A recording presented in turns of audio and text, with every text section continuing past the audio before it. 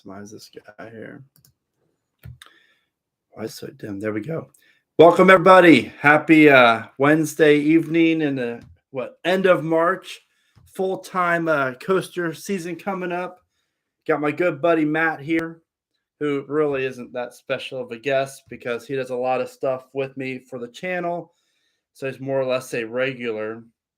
You really need to get a YouTube Premium. Is it more? Oh yeah. I mean, as much as you're on YouTube.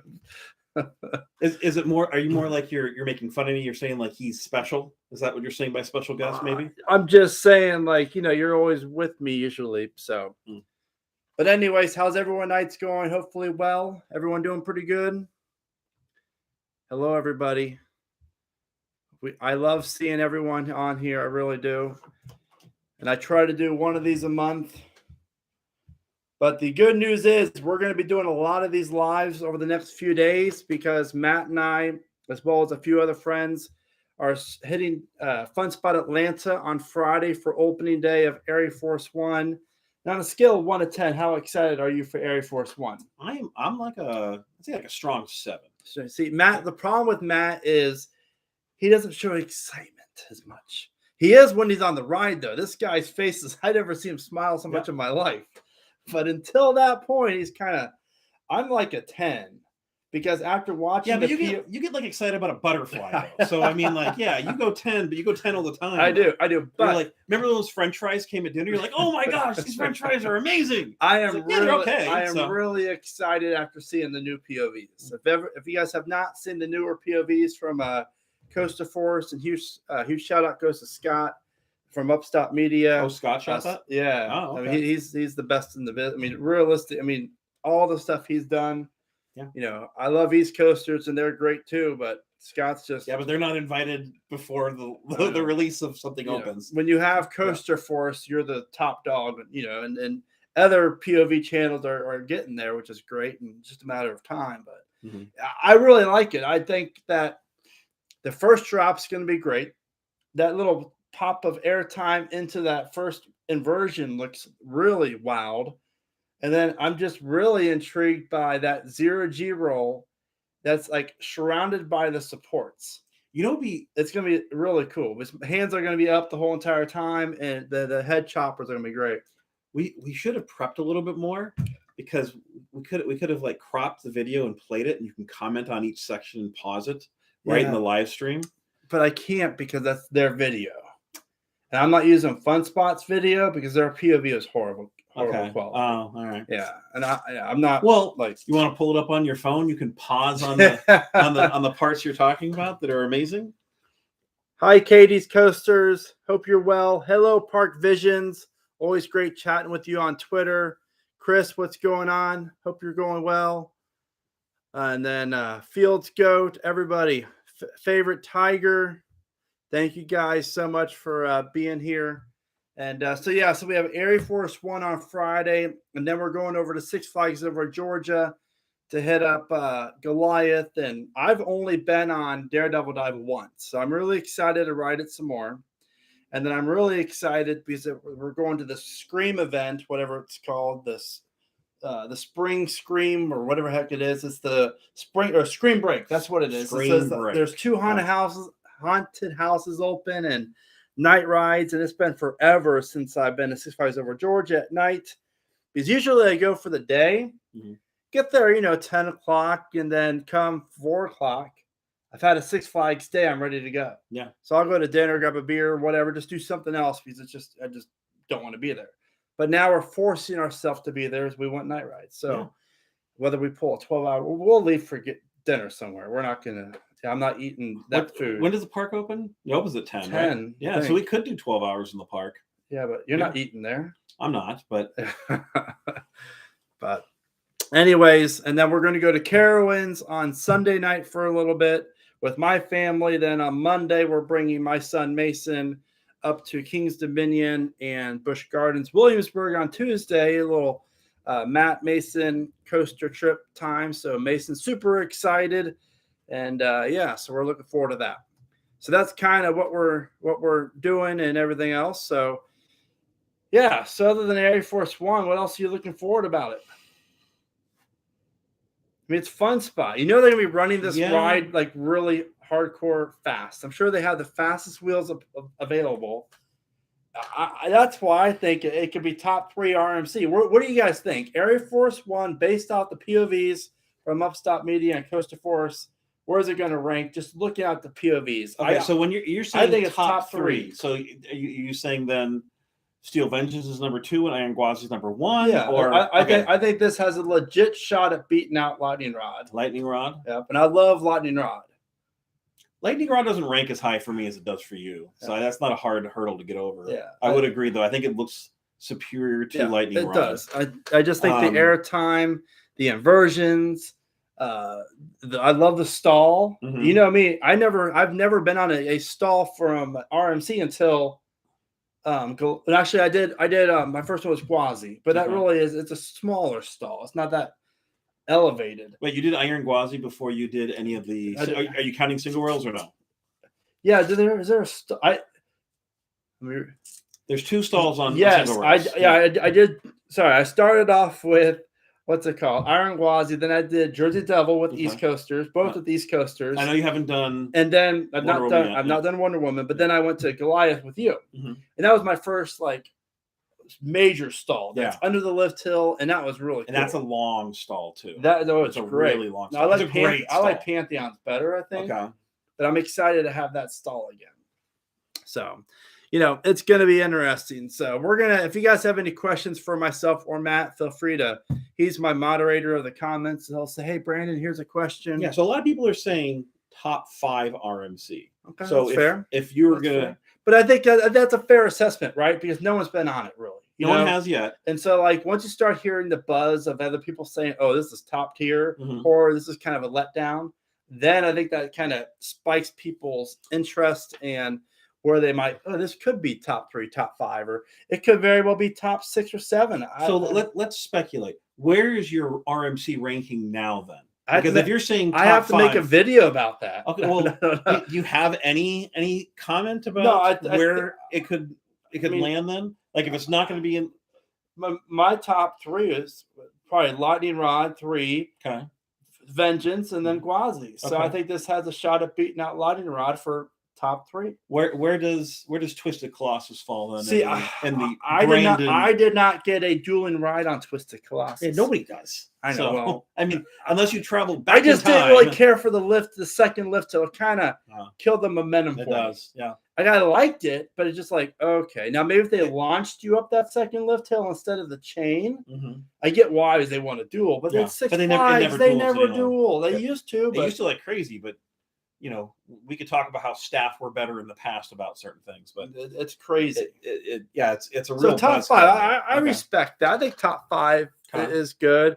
Will Iron Dragon be moved around for this spike? No. The park's already confirmed that the Iron Dragon will be reopening and sometime this year, hopefully opening day. But if it's not opening day, I think sometime by like the busy summer season, they'll get that right up. Well, you can also tell from the photos, right, that they're not tearing it down. Correct. They were very careful to only remove a small section of track. And what they're going to do is they're going to build the base of the support structure for the spike, and then rebuild the Iron Dragon section there, and then stop construction. At least that's what I would. Well, I don't see them building this giant spike right now. I think they're just going to build the base of it, maybe 50, 60, 70 feet tall, and then leave it be. And people, it's free marketing. Speculation. It's a buzz. Yeah. People are going to be wondering, what the heck is that? What are they going to do? So like I said in my other video, we're going to know the color of this new coaster, at least the supports, I'd imagine, is it's not very often that parks paint the supports after they're already in place. So it's going to be kind of, the supports are blue or the green, whatever it is. So it's going to be kind of exciting. We're going to be there opening day. So if you are there opening day, please go check it out. Say hi to us. We'll be doing this exact thing live. Wait, opening day. What are you referring to? Cedar Point. Cedar Point opening day, May 6th. We're going to be hanging around the Dragster site right at the beginning, doing a live for about, an hour, and then get that stuff uploaded, then go ride some rides with our fast lane. Because so several people have posted this asking if you think it's going to be over, if they're going to break the. Okay, well, first off, everybody's either coming down to, do they think that it's going to break the 500 footer, or is it just going to break the record? First off, do you even think it's going to be either of those two anyway?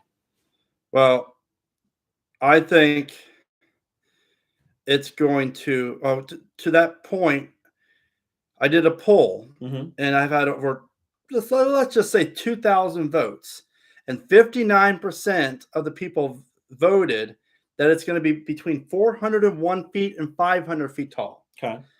That's 2% 100 to 200, 8% 201 to 300 feet, 18% 301 to 400, and then 500 plus feet is 13%. So, okay. But I mean, nobody tunes into your channel to find out the speculation of the masses of everybody else. They want to know what your qualified opinion is on the topic. So,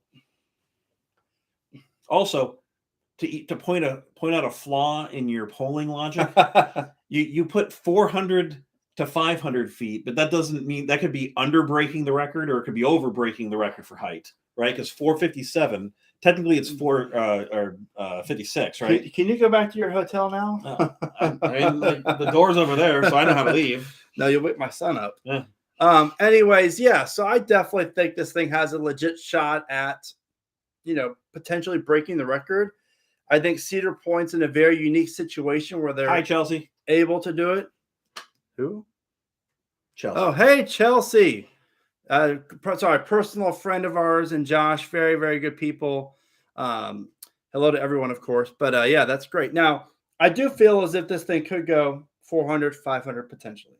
I do. I think there's a good shot at it, but it's a really big base for it not to be that tall. It is. And I have to retract myself and think there's a very good chance this could be only 300 foot tall. It doesn't, which is still be a huge, which is poster. huge, yeah. huge. Yeah. And it'll be the third tallest structure in the park if it's 300 some feet. Yeah. Here's also the other counterpoint as to maybe it's not going to be a record height. Usually the pullback for a swing is not as tall as what you're going to be going over. True. Right. So this would be, but then again, Cedar Point is known for making entirely unique rides, and that would be the most unique swing is if your back launch was significantly taller than what you're actually going over. Here's why I think, this is why I predicted the swing launch from the start since September. Now, you've been consistently buzzing about the swing launch forever. And not only as I want it, is because I really feel like it makes the most sense. And that's the hottest thing on the market right now. I mean, you have Premier Rides doing it. You have Intamin doing it, of course. Mock Rides, I believe, does it. Yep. Gerstlauer kind of does it with Fury. It goes forwards and backwards. Yeah, kind of. I mean, everyone it's like the newest thing, the hottest trend. So you have this giant ride here. You might as well take advantage of it and do it. Now, it was only like a couple weeks after the accident. You were already talking about the speculation of converting it to a swing. Yeah. So you've been definitely very consistently predicting a swing launch for a long period of time. No, Matt, so, I never get a prediction right. What are you talking about? I mean, you did say it would be blue, and it turned out that it was more like a teal. So that's 100% fail. So what I want you guys to know is feed the comments on and just type it in now is I want Matt to share his input on if it's going to be Zamperla or Intamin, because I think you'll really like his take on this. And plus, I like putting him on the spot. Okay. So type in whatever you want to type and get Matt excited to tell you what his theory is. It'd be stupid. I got to wait for people you have to wait. You have me doing this stuff. Okay. Anyway, so yeah, back to Dragster. It's definitely a fun time to follow along with it. And Cedar Point is, again, in a very unique situation here. And I personally believe if this thing has a swing launch, which obviously all signs are pointing to that, and it's 300, 400, maybe 500 feet, that this thing is definitely top 2 in the park, top 3. Has to be top 3, in my opinion, at least. I mean, I like speed, I like height, I like airtime. If it has a bunny hill in the swing launch, you're going to get airtime. The swing launch, just the sheer height of it. And also the reliability, if they can make sure it's more reliable, which I'm sure it will be, is it's not going to roll back as much. I just feel like it's going to be a better overall ride. So I think it'll be up there with Vengeance and Maverick for me. That's the nice thing about Cedar Point, right? is you can have 4 or 5 potentially different top rides at that park, depending on what style that you like.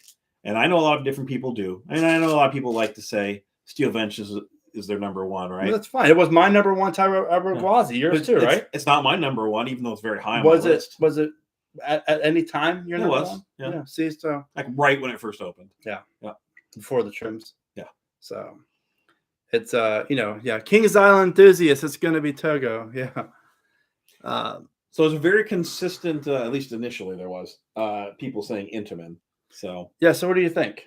I think it would be dumb for them to have a second manufacturer come in and try to remanufacture a ride that's 20 years old. That's the not third tallest, second tallest coaster in the world at this point. Yeah. If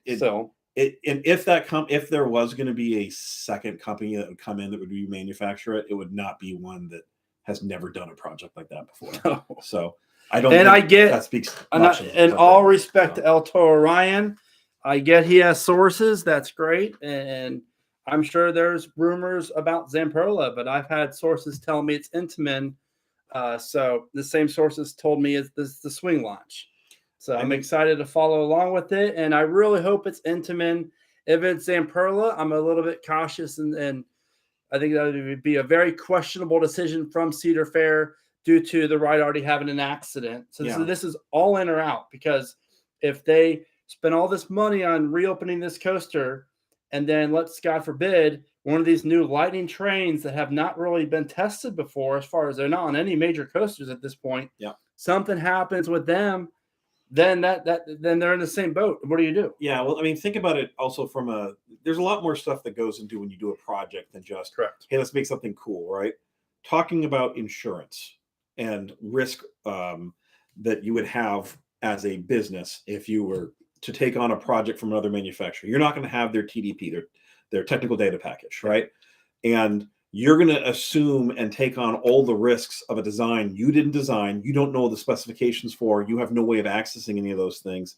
It just seems so unlikely that anybody that's in business would take on the liability, the risk from not having that data.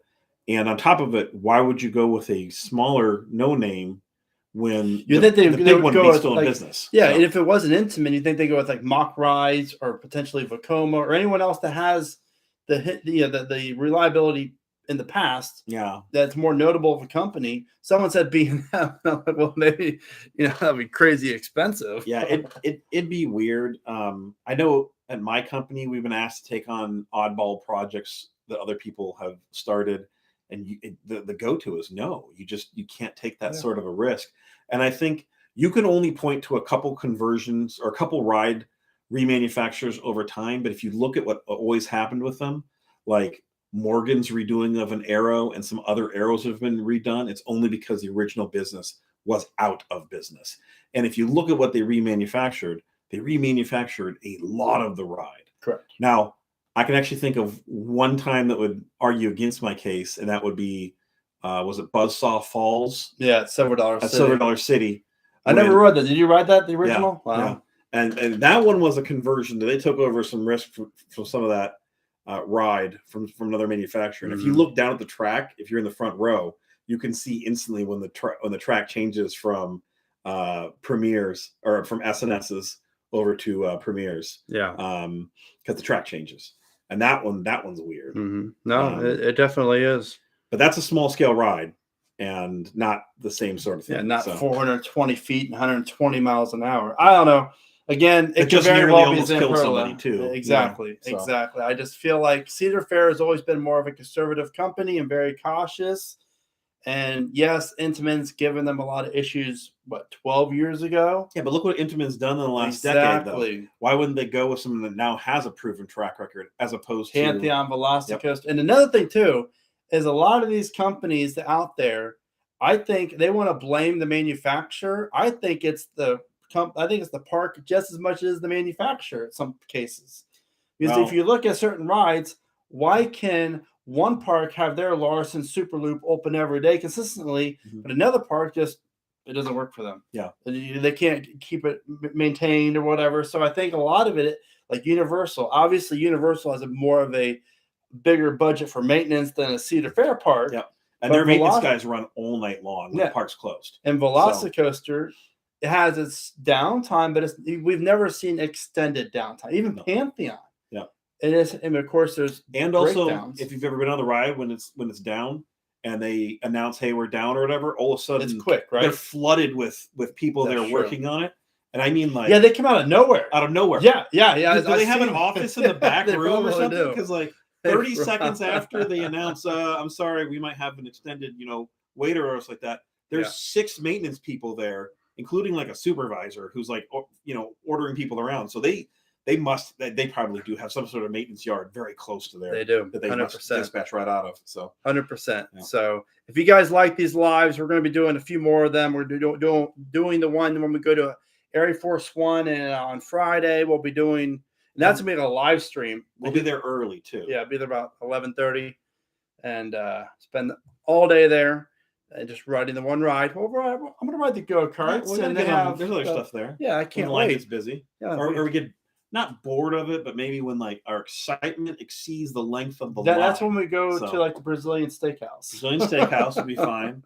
Or the roller coaster, or the bumper cars. Or and they have the steel coaster there. They have another coaster. I like go-kart tracks. I have no Go-kart. problem, making a wager on this. All right, so Big C. Are we going to live stream from the go-karts? Like on the go-kart? Yeah. They won't allow you to bring stuff on the ride, I don't think. That'll be kind of funny, though. Well, if we'll put it in a chest rig or let's something. see. Big C, going to Carowinds for the first time in May for my 40th birthday. Happy birthday. I'll be 40 on May 30th. If you guys want to send me Christmas or birthday gifts, feel free. I'll send you my address. I'm just joking. But let's see here. Any tips and tricks to make all the coasters? I just get there early. It all depends on what day you're going to be there. If it's a Saturday, it's going to be a little bit busier. The park is celebrating their 50th anniversary. But the good news is the brand new aeronautical landing will be up and running. So I cannot wait. From what I hear, it's great. I'll be there on a week from tomorrow for media day. So really excited to check it out and ride my first Zamperla air race. I've never been on an air race before. You've never been on an air race? I've never. So I'm really excited about that. It's okay. All right, let's see here. You're supposed to be my moderator. What the heck? Give me a little bit of space to put something here. Update on Grizzly at King's Dominion. They're still working on that, so I would expect probably like a late May opening if I had to guess. All right, so people are asking about what do you think about a rename then for, because they really clearly seem to indicate that Dragster as we know it is dead. So that kind of implies the name. I don't think Dragster will be in the name at all. Okay. What are you thinking then? I mean, they filed the trademark for Polaris. Okay. So that obviously has to be talked about and possibly. Will it have a space theme? The whole formula of Thrills throws it into a wrench. Okay. But also Polaris and Orion, I thought like Kings Island hyped up the Polaris name more than Orion. Mm-hmm. Then they announced the name was Orion. And same with Fury, because was there a Polaris connection there too? No, but it was Centurion or something like that. It was Centurion? Centrion, I think it was. Okay.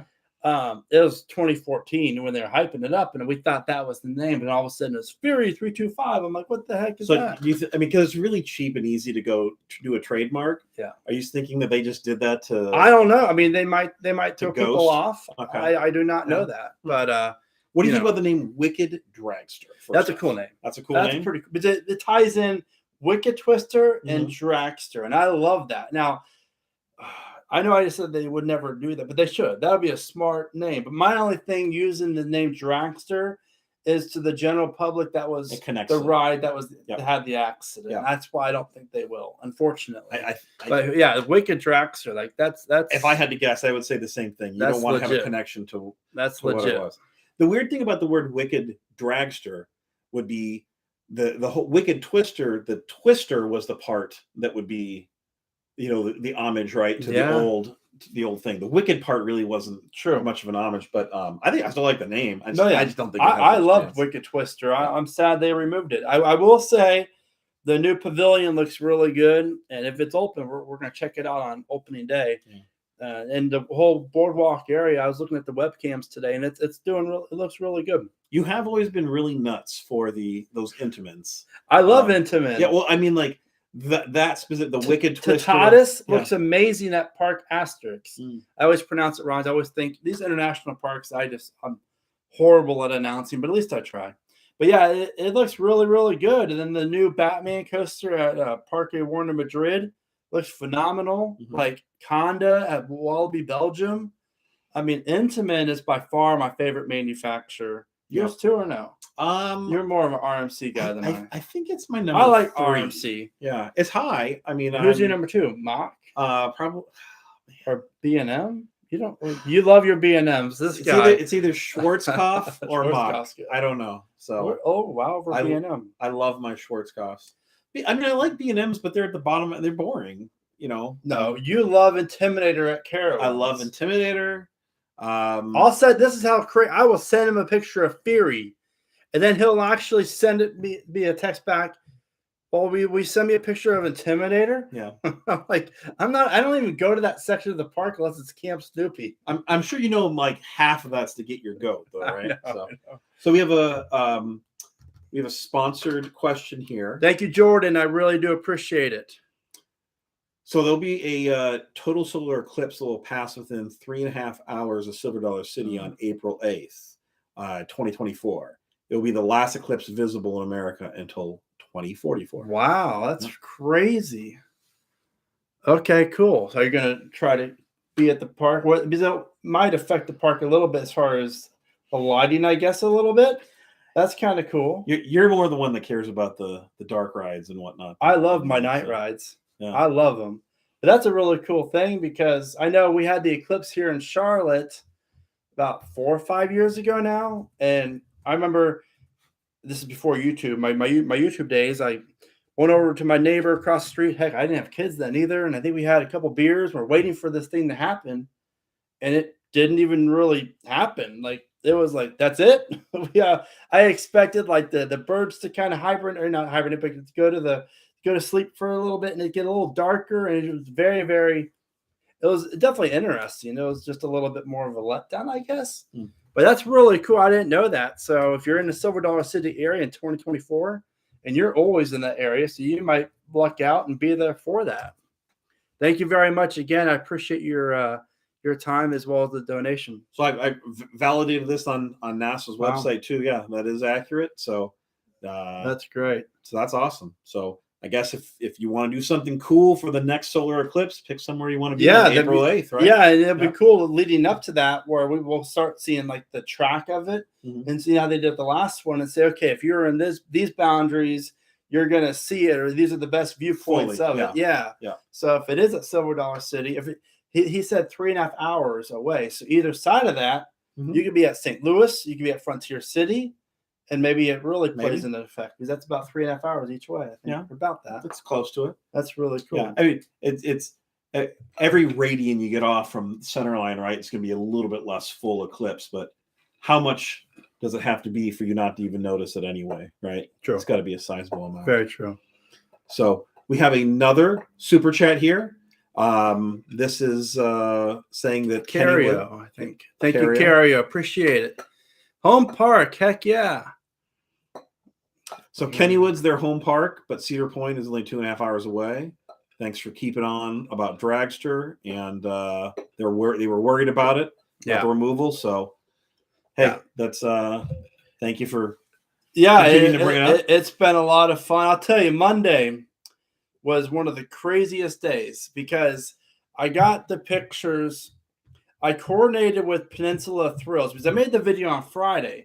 And my buddy Steve sent me the photo of it was on Reddit. He didn't know who the source, and so that's why I posted, okay, by the way, I want to make a video about this. I don't know who the source is. So I did the respectful thing of like, look, I don't know who took this photo. Whoever it is, I'd be happy to give him credit. And then Peninsula Thrills on Instagram and Twitter, go reach out or follow them. They do great work, all great Cedar Point photos and stuff. He reached out and said, hey, this was me. So I'm like, oh, crap, I didn't even know. So I added him to the credit list. And then I was like, okay, well, do you have any other photos that I can, share with everyone? And And then he was like, yeah, by the way, I'm going to go on Sunday to film more. And so I'm like, okay, cool. So he sent me the photos of off in the distance, you can see the footer. And so I was waiting for these photos to come in. And then I got this Instagram message from someone that says like message request, and so I clicked on it. So an anonymous source. Yeah. And this person who had some weird, it wasn't even like a person's name, it was just a weird account. And so like Russian hackers, basically. Yeah, it's like, AC98, whatever, it's random put together. Mm-hmm. And I don't really use Instagram, so I don't follow people on there. I don't have time. And so he was like, hey, I took some more photos of the Dragster. And so I looked at it, and I'm like, oh my God, because these were done either, I don't know any of the drone rules really, but these things were like really high up and really zoomed in, basically looking at a great bird's eye view of this thing. I'm like, oh my gosh, I want to use these just as well as I didn't want to use the Peninsula Thrills, but I didn't want to mix them together because I don't want to get, Peninsula Thrills and then this guy or girl, whoever the person was, I wanted to have two separate videos for two different things because I already kind of coordinated with Peninsula Thrills to make a video with them for that first video. So I called Matt Sunday night. We talked for like an hour, brainstorming ideas of how to do multiple videos. And then I recorded one that night. And then the next day just went off about it, edited it. And then made some look up. And then I recorded the next video once I got the first video done. Then I uploaded my Cedar Point Insider Sky the same day. So I'm like, might as well go for it all, right? Make it a Cedar Point day. And so I did not stop. And then I took Mason a T-ball at 6. It was 5 minutes away. But then I had to drive home after I dropped them off just so I can upload my title for the video and select where I want with the ads placed. Mm-hmm. And then I got it live at 6:15. So it was crazy. I mean, thank you guys so much for the support. I had over 4,000 hours of watch time that day alone, which was not expected, and I'm very grateful for it. But that was a very wild day. But I love Kennywood. Glad it's your home park, and I agree. Fury is really, really good. Yeah, they ended with Fury as the GOAT. I mean, it's to me, Fury is the most rewritable coaster there is. It's not my favorite, but I love everything. Iron Gwazi, we got 3 or 4 rides on that night. I could ride that thing. That's pretty rewritable. Did we get 5 total? Could have been. I don't know. That was a good day. But I just feel like Fury, we got the 12 or 13 rides on Fury back in November without even really leaving the station. Those 13, lucky 13. 13 in an hour. Yeah. And it's probably the only coaster I could really do that with because I'm old and he can do more. He got how many rides on Iron Gwazi in one day? Was it 58? Something like that. Or was it 72? I think it was higher because 78. Killeen. Wasn't his name Killeen? What's his name? What was his number? Wasn't his like 40? His was high. He has over 2,000 rides, or was it more than that? I think it was 2,000. I think he was like 21, close to 2,100 or right about cool that. Guy. Super. Anyways, so good job. Thank you all for your donation. We have another one too, but before that, I saw. We have one on your thoughts about Vortex. What's going on with the old plot? Kings Island or Carowinds? Carowinds, let's go burn it down now. Are we allowed to do that?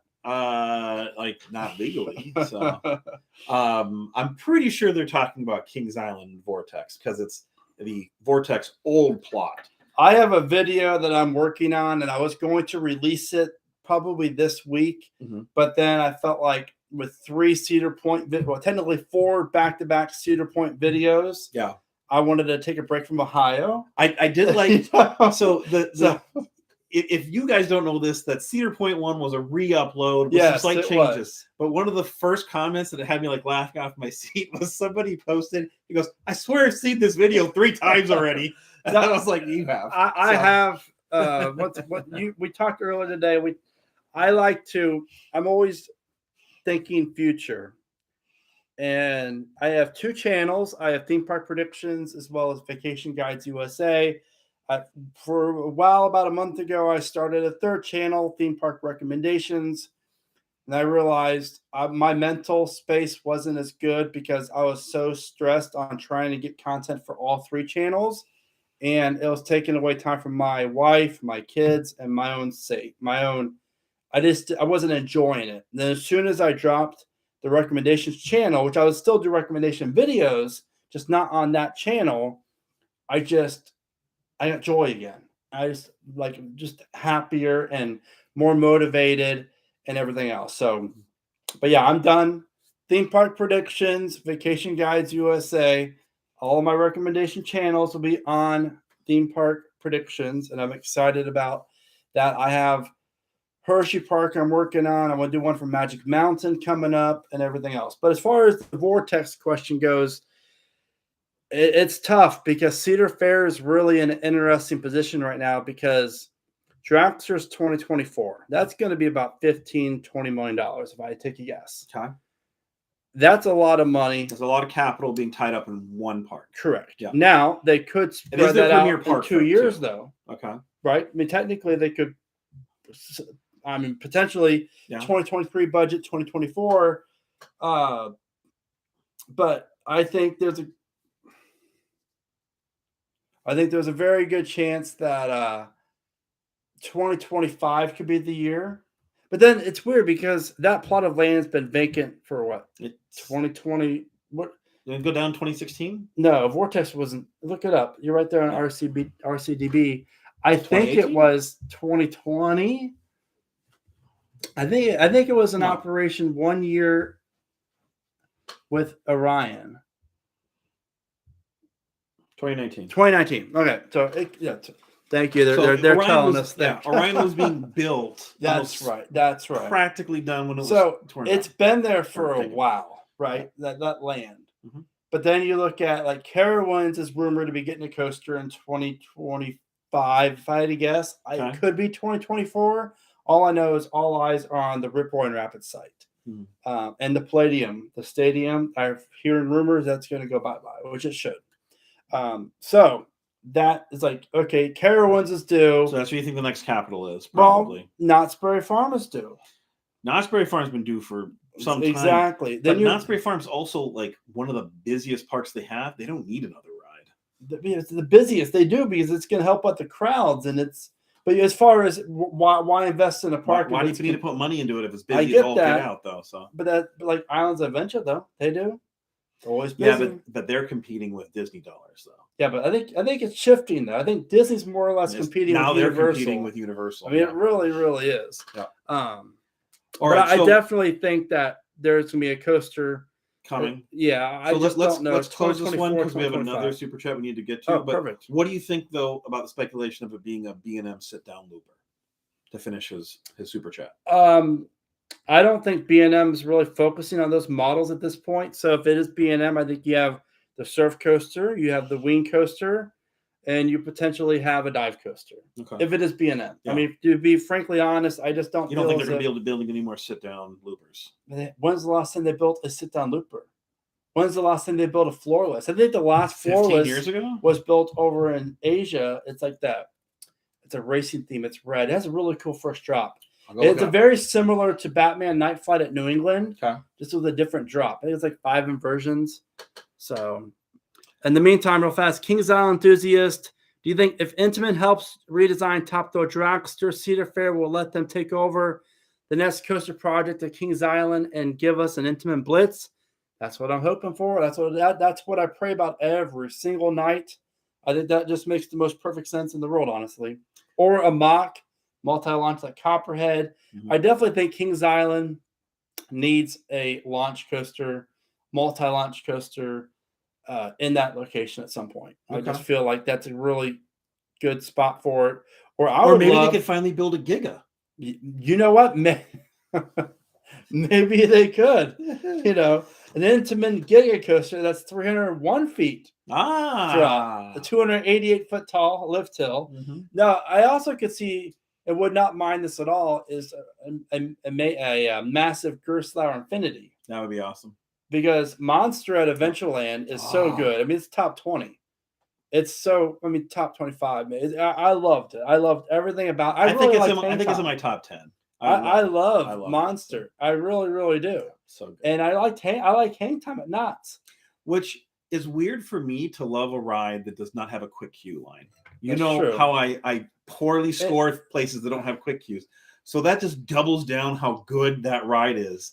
That I'll even wait in that god awful hour-long line to go on that ride. And there's no way you can get on it quickly. It's great. Yeah. I don't know. And real fast, to anyone who has bought my merch, I just want to say thank you guys so much. The sales have been through the roof the last like 3 weeks, and it's been a huge blessing and surprise. And I love that I just ordered like 5 or 6 shirts for me to wear, more shirts. So when you see me in the park, definitely say hi to me. You're always going to see me in some type of shirt usually. And if you do buy my merch, again, thank you. And then feel free to send a photo of it. I'll add it to one of my videos, give you a shout out, because I try to make it as much fun as possible. What's the next we got one? another I'm sorry. super chat here. Yep. This is from Jordan Freeman. Jordan, what's going on, this man? This is a reference to the previous issue about the total eclipse. He's saying Sandusky is in the direct path of the total eclipse. I did see that. Yeah, now that rings a bell. He didn't know though if Cedar Point would be open or not by then. And typically they're not open in April. I mean, normally they open the beginning of May. Yeah, it always is early May. So unless they were going to change it for some weird reason. Do you think they would do that though? No, I don't know. I mean, a month early with how cold it is up there. When's that eclipse?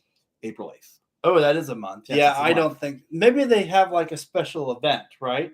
Where it's like, hey, $10, you can go ride some of the flat rides and have a section of the park open. I think they need the time for maintenance. I think so. To be able to cut a month out of the maintenance or cycle. You don't even need to just go to the beach. Beach day, April. Have like volleyball, I've been there in the off season. It's not busy at all. I don't think that I don't think so. Because think about it too. That's the end of kids at school too. But can you just imagine riding a roller coaster like Vengeance or Millennium, then all of a sudden, the sky starts changing? That would be pretty cool. I really like that. I think it's definitely. I'm less of a visual guy than you are. I'm all about the ride. Wherever that pattern is for the solar eclipse, maybe Kings Island. If it's in the same area, obviously they're not that close, but they're close enough. That's about the time that they open too. Yeah, exactly. Could maybe. And there's more people in the Cincinnati. Yeah. And there's more people in the Cincinnati area that would. Sandusky is not the biggest metropolis in the world, So Zach H says, "Hey, what's up, Brandon? What's going on, Zach? How you doing?" He says him and his daughter. I'm thinking the F means female daughter. Okay.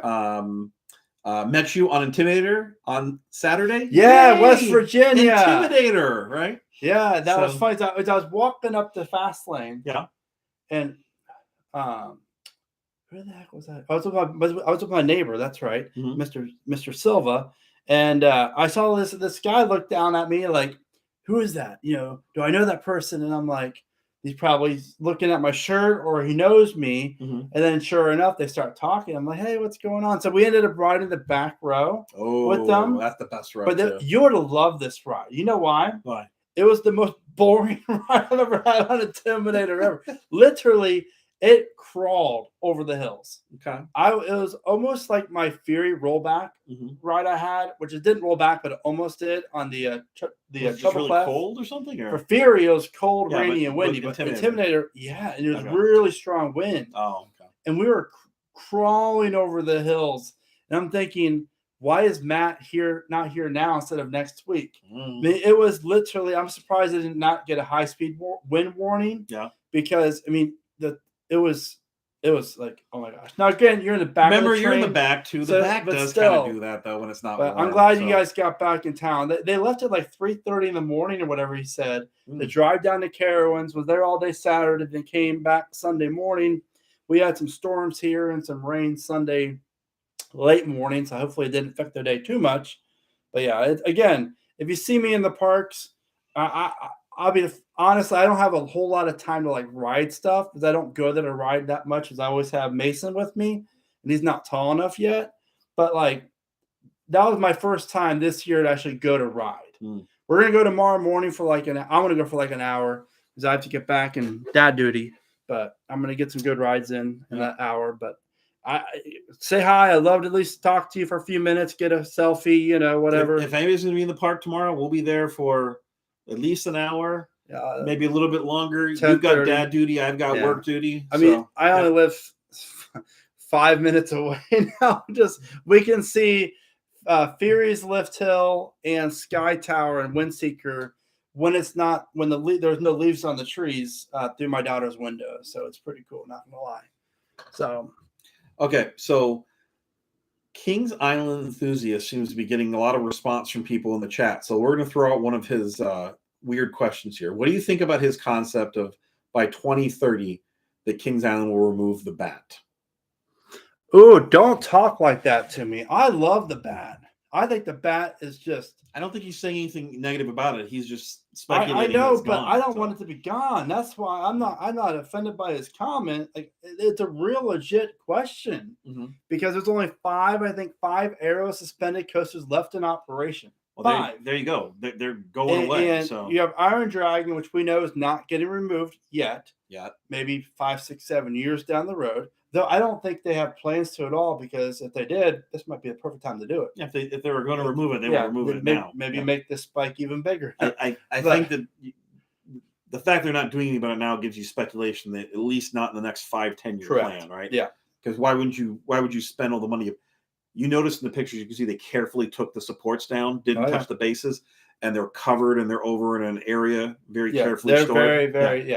So they're putting them back up. Is the point. Yeah, and the bat, like, I love the bat. I think it's one of the best. I might get some hate for this, but I like from me, from anyone. I think the bat's almost as good as Orion. Oh. I know. I like the bat. Back row. Oh, wait a minute, you hate Orion. So what does that Orion. mean? Yes, you do. Orion. You are the founder and president of the I Hate Orion fan club. I'm gonna get that. I'm gonna get. That's a new merch shirt. There you go. I Hate Orion. You're gonna probably get a cease and desist letter though if you don't somehow tweak the trademark name, because that could possibly be something that Cedar Fair would care about. All I know is the back row at night is really, really good. I like Orion. But how does the daylight make a difference in how good the ride is? Because it's the end of the day, it's running a little bit faster. Okay. Now, I will say... I get that aspect. I will say that I've not been on the bat nearly as much the last 15 years. But when I worked at Kings Island, that was arguably the best steel coaster in the park. You had Son of Beast, Bat, Vortex, Flight of Fear. Okay. Flight of Fear is good. It's indoors, which is fine. It's a long line. Vortex. What do you prefer, Bat or Vortex? Me personally, probably Vortex. But Flight of Fear would be over that. The Vortex back row is really good. It is. I love the back row. Yeah. Now, I like Orion. Orion's fun. I just think it's the wrong coaster for Kings Island. That ride would have done so much better if it was at a different park. So if that ride had gone to a different park, I think you would actually like it, though.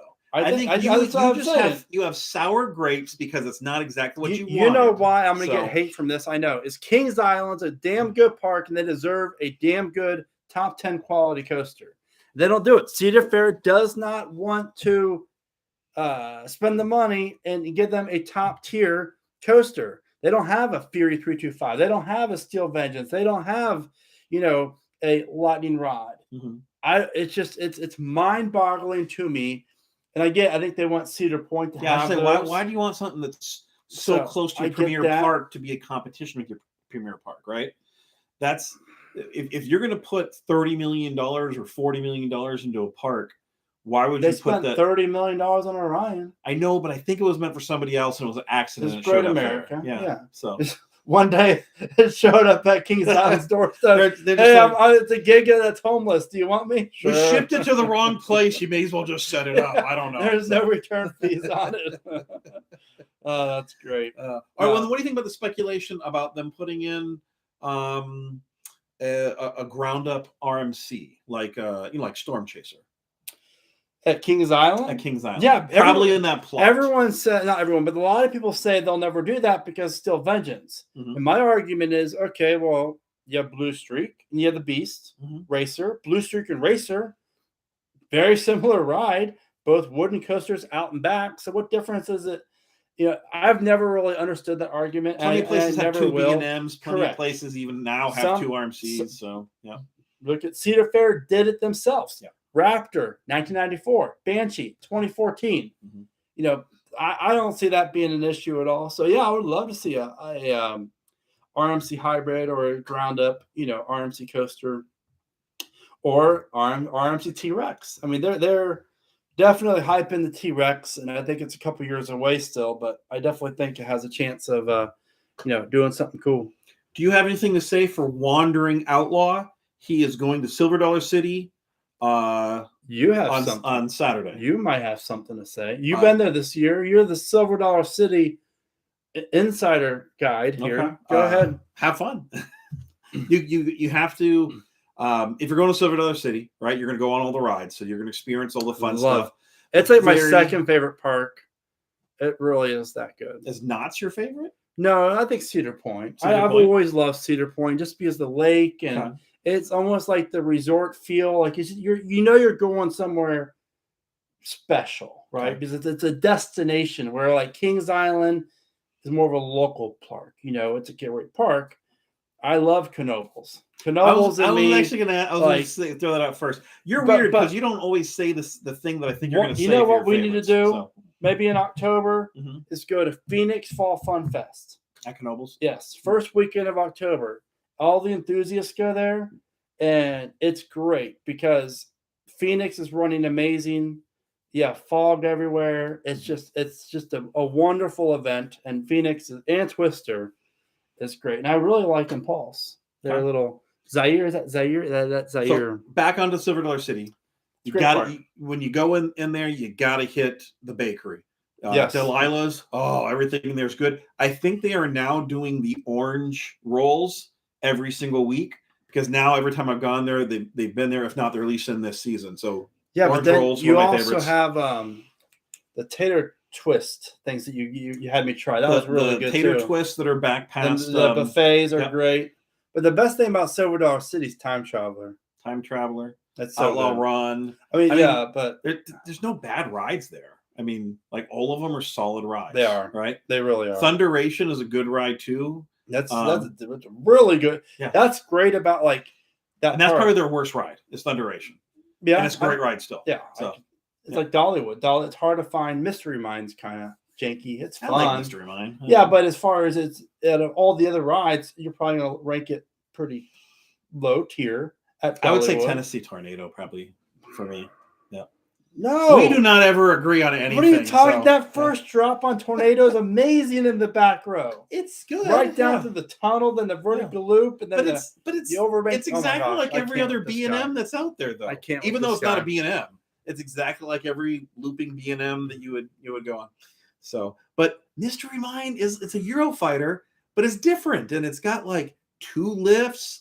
2 of the verticals. It's got a good ending at it. I guess it's got a little bit of theming if you like theming, which I don't care at all about. But Katie's Coaster says Mystery Mine is her number 2 at Dollywood. Oh, by the way, we're gonna meet her. She'll be at Arie Force One opening. Oh, cool. Yeah, right. She does great work. Check out her channel as well. Is she gonna live stream from there? Can you cross streams? Are you gonna live stream, Katie?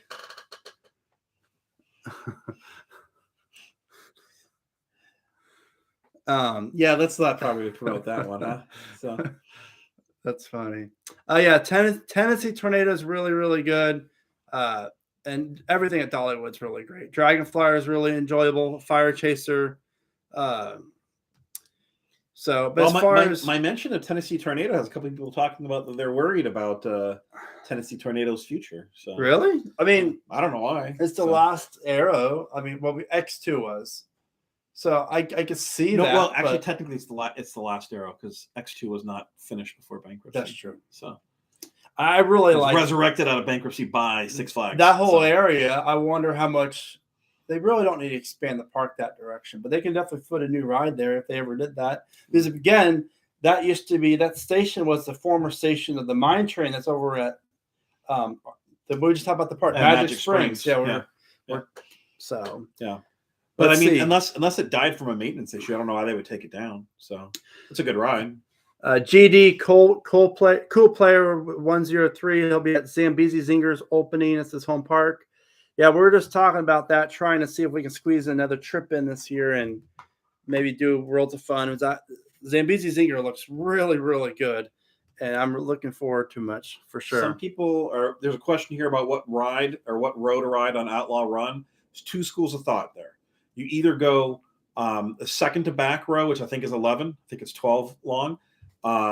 Because the back one is right on top of the casters and it's rough, so True. The second to back is better. Or you go in the magic seat, which is row 7, which just has more floater than any of the other seats, and they're both good. I probably prefer 11 over it. Okay. Front row's great too. I mean, front row's always good. Almost anything. They're all good. Yeah. Let's see. There's not a bad row though. So if it's long, get in whatever row you can quick. Couple of questions. Will you and Matt do the live chat during? Oh, that went away. Let me go up here. During Roller Coaster Rodeo. Yes, Landon, and you better be on it, my buddy. I can't wait to see you, and you're definitely gonna be riding some rides, and your dad's gonna make you metallic coasters. The best or BGT Giga thoughts. Any alternatives? I mean, I said in past videos, I think there's definitely a chance that there will be the Giga at Busch Gardens. It's just a matter of when. And even with the height requirements? I mean, there's ways you could do it potentially. I mean, a Giga does not have to be a full circuit lift hill. It could be a launch spike. You know, if they can allow the drop tower to be one single tower, why can't you put a track on the tower? To have I don't know. So there's a lot of different ways to do it if they can't get approval for a lift hill Giga. Yeah, anything like that though, the city has to sign off on. Correct. Any changes whatsoever. Correct. So I'm not saying convert Falcon's Fury. I'm just saying in general, if they wanted to do something like that, maybe they could have a Gerstlauer, have it go up one side, down the other. I don't know. But I think the alternative would be Pantheon on steroids. I'd be totally cool with that. I love Pantheon. So what's your thoughts on the status of Codaland? Do you think that's I was going to make a video about that, but I had to build this ginormous privacy fence or privacy wall on our new patio in the backyard and the pergola. So I've not stopped. So what do you think, Codaland? Do you think they're going to meet the goal for 2023? I'm honestly kind of getting concerned with the project. Yeah, I don't know that they're there. It's just weird to me how the ride's sitting in the parking lot. You would think that they would build it just to get people going. You already paid for it. It's there. Mm-hmm. Why aren't you doing anything with it? Now, 2024 for the Gerstlauer. You need money to be able to build it. Though. Correct. Yeah. So that's what concerns probably me. Would be the reason why it's sitting. That's what I'm saying. Why is it just sitting there? It's just really weird to me. And then you have... Because it costs millions of dollars to install it. That's why. Then you have the actual aspect of where's the tilt coaster going to come? Is it going to come 2024 too? Mm-hmm. I don't know.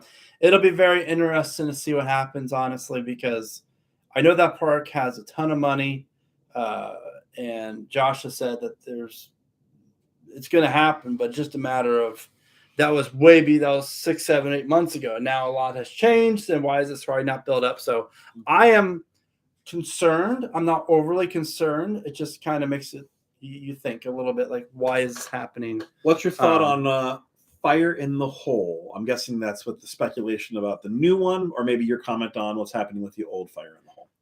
Fire in the Hole, obviously, is getting rebuilt by RMC. It'll be You're 100% family. There's not even. I mean, that's what all the rumors are pointing to at this point. So I'm just going off. So you got no dark horse. I'm going off what everyone else knows. Okay. So we'll see. I think it's a smart move. I mean, the ride's really old. Mm-hmm. And it was original the ride. Is falling apart. You can see it when you walk by it every time. So I'm sure they'll bulldoze the building. They're going to have to. I mean, someone could kick it hard; it will fall over. So don't try it. My son did. So, so it'll be interesting to see for sure. Yes, Katie says she's down to do a live stream together. Yeah, we'll definitely be doing that and getting some rides on it. Raymond Ortiz says, how many years do you think Gemini has left? That's a very good question. Gemini is a very huge plot of land, and there's a ton of. I mean, Cedar Point could really do anything they wanted to in that area. you could possibly build 3 rides. I mean, seriously, you Yeah. can do so many different things. Yeah. Heck, if they wanted to, they can even make a roller coaster not so wide and add additional parking for or what's it called, Cedar Point Shores, if they need more parking. You know, not saying that that's what they're going to do, but they could. Like, there's a lot. I definitely think Corkscrew goes before Gemini, but that could be flipped because they're both the same manufacturer and a lot of the similarities of the ride structure. You know, steel tracks, steel trains. They're both probably actually pretty inexpensive from a maintenance standpoint. Correct. And even rebuilding them is not that expensive. So that would be my counterpoint of why would they tear down something that's cheap that has good ridership? And Gemini's more popular than Corkscrew. But Corkscrew never has a short line either, though.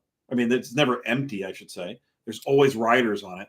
They're dispatching. Because it's right next to Dragster, and that's probably people see Dragster's line and think, "Oh, let's go ride Corkscrew." It's right next door. You really think that like a crappy ride next to a good ride attracts people to it? I don't think so. I think so. Yeah. The general public go to the first ride they see. Okay. They don't want to explore, which is great for all of us, because we know usually don't go to Dominator at King's Dominion first. Go to Twisted Timbers. You know, don't go to. You know, though Carowinds, people go to Fury before Intimidator usually. But then they go to Nighthawk, though. Someone said the word that should not be said here. Oh, they said RMC Gemini ? I mean, I'll be down. You can never have too many RMCs in one part. You can't. That's so blasphemy, though. So, Gemini is my son's favorite ride. Levi, my oldest son. It's not a Vekoma Boomerang. It's not. That's not what he likes. He likes to watch me suffer on them, though. Yeah. All right, let's see here. Yeah. What about a 300-foot RMC hybrid for Kings Island? Your thoughts?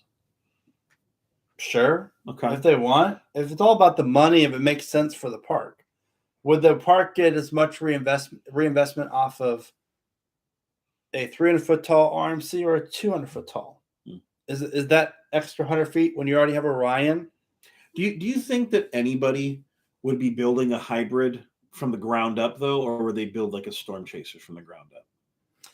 I mean, Energylandia did with Zadra. Okay. Well, now that's international, and maybe that was before Europeans wood are weird, though, too. Do you think any American business is going to do it? That was before wood pricing got up. So we have a super chat here. Yep. From Kopitar 1152. Yep. Marissa and I are eating popcorn watching this. So, what kind of popcorn? Is it the buttery kind or the light kind? What kind do you like, though? I've lost like 8 pounds in the last year. Is it from lack of eating popcorn, though, or no? But okay. I like the buttery. The butter, a little bit, a little salt, butter. So I thought you were gonna give me something weird, like I like like spicy powder popcorn, and everybody gets that, right? Yeah, so pretty much. Yeah. Let's see here. No, by the way, Marissa and him, she's not going. He's not letting her go with us, even though I invited her. Okay. Not him. That's how weird he is. He's going to be going with us on Friday. Okay. Yeah. You met him at Fury. Yeah. I can't believe it. I'm like, let her go. But he insisted he's going instead of her. Okay. I don't even like the guy. Thank you for your donation. Appreciate it. Who will get the first Axis coaster? Rory, hope you're doing well, buddy. Maybe I'll see you at Carowinds. I'll be there Sunday afternoon and evening. We'll be there for like an hour tomorrow morning. It's been confirmed. At least that's what everything. I think SNS might have confirmed it, but the first one was sold to a park in Europe. I would imagine that we'll hear an announcement over the next 4 or 5 months for a 2024 opening. Did they really confirm it though? I don't know. We just had a baby 6 months ago. We moved into a new house. I don't know what happened 3 days ago. Okay.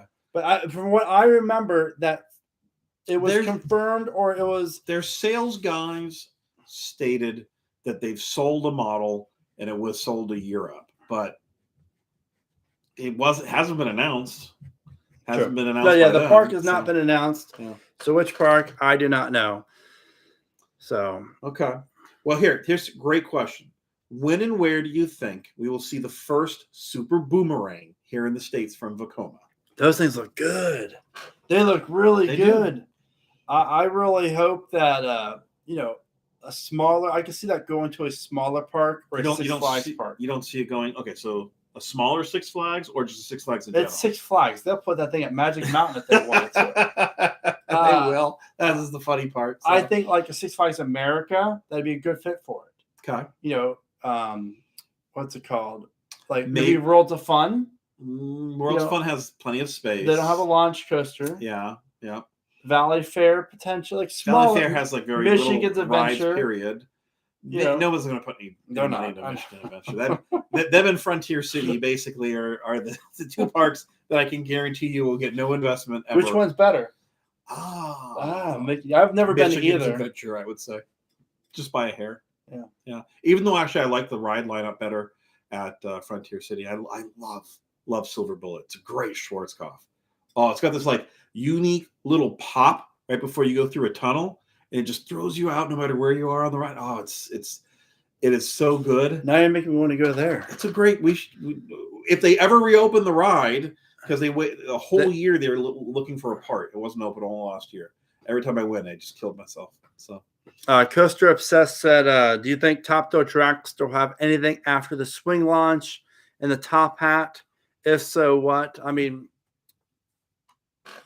obviously they have to have a block section in between to have, because you're not going to have the swing launch top hat and then an extended layout on the other side without being able to run two trains. So if they could potentially, this might be more of an El Toro Ryan question, but if they could potentially run one train on the swing launch, you go up and you roll back while the other train is finishing the circuit on the other half of the top hat, possible. If they can't do that, you understand how block zones work. You could stack block zones on the brake section. So correct. That'd be easy enough. But as long as I'm saying it, once that train starts the swing launch, there would have to be another train starting that swing launch before that train hits the final brake run. Yeah, there'd have to be brakes somewhere in between, because that would be a long ride cycle on a ride that obviously isn't going to offer that long of trains. Yeah. So for capacity concerns, I don't see. I wish it could be done. I just don't think it will. And they'd have to have some room to go put that in there too. Yeah, correct. So we have another super chat. Okay, good. Thank you. This one is from the Saucy Slurp. What do you think about replacing Invertigo at Kings Island with a new wing coaster? I would imagine that would probably be for a gate type ride, right? The Kings Island, I might get some hate for this, but their entrance needs to go. It's classic. It went with the park. I get it, but it's, you walk up to Cedar Point's entrance or even Carowinds, you can see right through it. And Kings Island needs to really focus on that entryway. And it's so beautiful and breathtaking. And that building kind of closes it off a little bit. So if it was me, get rid of Invertigo, get rid of Congo Falls, use that plot of land, and then have the coaster extend over the front of the entrance, get a new entrance. That'll be legit great for Kings Island. As far as a wing coaster goes, I mean, I don't think they'll put it there just due to the similarity of like Cedar Point, and very, very similar to Cedar Point. I don't think like business-wise that would make a huge sense for them, but I could see like, a B&M surf coaster or a dive coaster there potentially, maybe a flying coaster from like Vekoma or some other type of coaster down the road, utilizing that gate entrance. That would be really cool to see. What do you think about that? I think all those would be excellent and awesome, right? Or although, do you think wing coasters are they making more wing coasters though? Yeah, I mean B&M's making a ton of them especially overseas. Okay. Yeah, they're very, very popular. It's fact. Did you know a Legoland is building a wing coaster? Really? Yeah, in Germany, it has 2 inversions. Okay. It's crazy, Legoland. I mean, it's good, but I figure like it'd be a smaller, like you think Legoland kids, young kids, B&M wing coaster inversions. It's crazy. Chessington Worlds of Adventure is getting the Jumanji B&M shuttle wing coaster, which looks really, really cool. So definitely exciting. Hey, real fast, Huddy R, what's going on, bro? Hope you're doing well. Just got his shirts from my merch store. Thank you very much. Great quality, perfect fit, and they look awesome. Thanks again. Everyone needs to get these shirts from Theme Park Predictions ASAP. Yes, check it out. The links are in my the last few of my videos from my merch store. Greatly appreciate it. But I hope you're well, buddy. I'm glad I saw the notification today that you got it, so I was going to text you anyways. I think we had another. Okay, so 2 things. Yes. We have a super chat, but before that, everybody, if they could, make sure you give a thumbs up on the stream. That's what promotes this to the algorithm. I just happen to see us on another channel get promoted over there. So the more thumbs up we can get, the better. So everybody, thank you. Thumbs those things up if we can. And we've got one from Ant Coaster Cal. Yeah. And I'm not sure what RTH is, the best coaster in the world. I plan to go this summer. RTH. What is that? Ant Coaster, if you're still on here, my friend, please share which coaster. The Ride to Happiness, maybe? Oh. Is that what make you think of? Maybe so. Appalachia, because you were saying that? Let's give it a few minutes here. Okay. I think it is. Everyone's saying the Ride to Happiness. Oh, okay. Right, so we'll just go with that. That's what that makes sense. What's your opinion on best coaster in the world? I mean, man, I love the Extreme Spinners from Mach. We've only been on Time Traveler. And looking at Palooza Land's Ride Happiness, it looks amazing. The layout looks great. Everything about it looks, in my opinion, better than Time Traveler. And I've heard it's top tier European coaster. So I don't know if I would go as far as saying best in the world, but I feel like if that ride was here in America, that more and more people would have it ranked higher in their top 10, top 20. Yeah. You'd be talked about a lot more. Because let's be realistic. This is the best country in the world. So if the ride's not here, it can't then be the best in the world. But if a good ride from somewhere else was here, it could be the best in the world because it's America. It's got to be an American ride. We have some amazing roller coasters here and a lot of great coasters at other parks and stuff. But yeah, I think to their question that it looks really good. I love everything about it, and I really like the weird twisted inversion right after the second launch. Yeah, it just looks so good. And I am planning a trip 2024, 2025 to go over to Europe. It's just a matter of, do I go solo or like with friends, or do I take Mason? Mm-hmm. You know, which Mason has to be a lot taller to correct. be able to go. Right? And I'm not paying for him to go if he's not going to want to ride anything. Yeah. You know, and he's got to get over his. And I've never been international, so it kind of not makes me nervous, but it's the unknown. You just never really been. Yeah, so you're leaving the best country in the world for some other country. So, it's going to be a number 2. So. We'll see. I think Australia is like the best country. I want to move to Australia. Do you know? Does Australia even really exist though? They have. Have you ever met anybody from Australia? Yeah, they have DC Rivals Hypercoaster. Could it just be like the moon landing? No, forget that. They have giant spiders. I don't do spiders. Don't do spiders? Hell no. Okay, so the only thing that I would put a mark against the Ride to Happiness with is, yes, it's like Time Traveler on steroids, but it doesn't have the out of the gate drop down a mountain. That's true. And that is part of what makes Time Traveler so amazing. And so different than the row you got me on, the magic row. That magic seat. Yeah. And you know what's great about Time Traveler too? Is there'll never be a ride like that ever built, probably not. Ever again. Oh. Like nothing can compare to that, because not every park sits on a hill. Yeah. Unless the park pays it, it wouldn't make any sense for a 80, 90 foot tall drop in the middle of the park. And it wouldn't be the same thing, because like you talk about sight lines and how things look and stuff and everything. So Alton Towers, you get something like that though. Because they have the terrain, they can't build over the trees, and you can barely see Time Travel from anywhere in the park because it's like hidden in the trees. Yeah, you can't tell what's going to happen. The first time I rode it, I had never seen a POV. I had no clue that it dropped. Time Traveler. Wow. I thought it actually launched the other way because I wasn't even paying attention when I went up there. So I thought they were backing us up to like launch the other way, because I'd heard it was a launch coaster, so I thought we were going to back up and launch. And then we just fell, and I lost my lunch. I didn't lose my lunch, but I was like, what the heck's going on? Right? It just freaked me out, and I love going on that ride, because since I almost always am there solo, I get paired with somebody else that's also solo, and I ask them, have you ever been on this ride before? If they say no, I'm like, okay, I'm not gonna tell you anything about it, right? And I watch them. I look at what they do. People flip That's out great. because they don't know it's about to fall. It's Time Traveler is so good. Such a great ride. If you're going to ride it and you want some recommendations on seating, I would say the row 7 or row 8 are the two best. So the two very back. Technically speaking, the actual true back is row 7 though, because it's come out of the gates. It does spin. You rotate. You do. Row 7 becomes the back seat. That's true. And so that's the actual true one. And I like I put him in the what do you call it? You call it entry side 7. Yeah, load side. Load side 7. Or the exact same ride in the opposite is the exit side on 8. Yeah.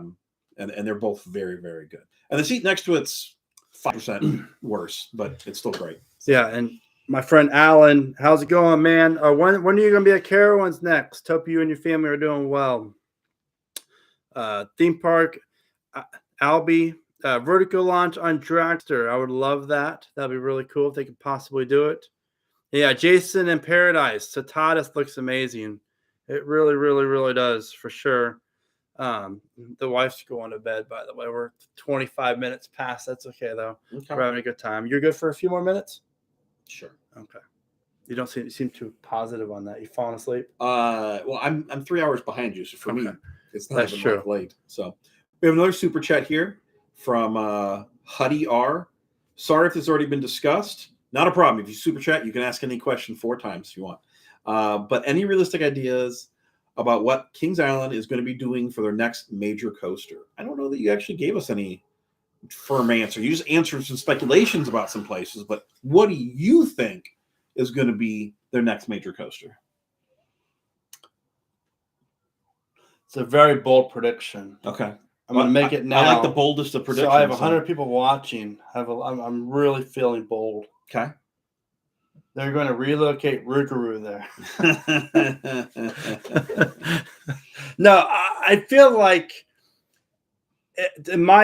I've been predicting from the start of my channel that you have 2 options, technically 3: B&M Wing, B&M Dive. I kind of combine that the same because it's just going to be a B&M coaster, and then I feel like you have the best case scenario for me, at least, would be like a Gerstlauer Infinity.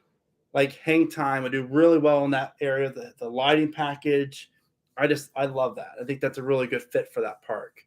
And then a multi-launch coaster of some kind, whether it's from like Vekoma, Mock Rides, maybe Intamin if they repair their relationship, which I think they already have. I think it could go that way too. So I'm hearing a lot of it could be this, it could be that. know. It could be anything on Earth. I can't. What do you got? This gentleman funded a super chat, and he asked you a very straightforward question. I'm going to text him. You're dodging. I'm going to text him. I feel like it's definitely going to be a multi-launch of some kind. Okay. I think that just makes the most sense for the park, what the park needs, what the trends are in the industry right now. Okay.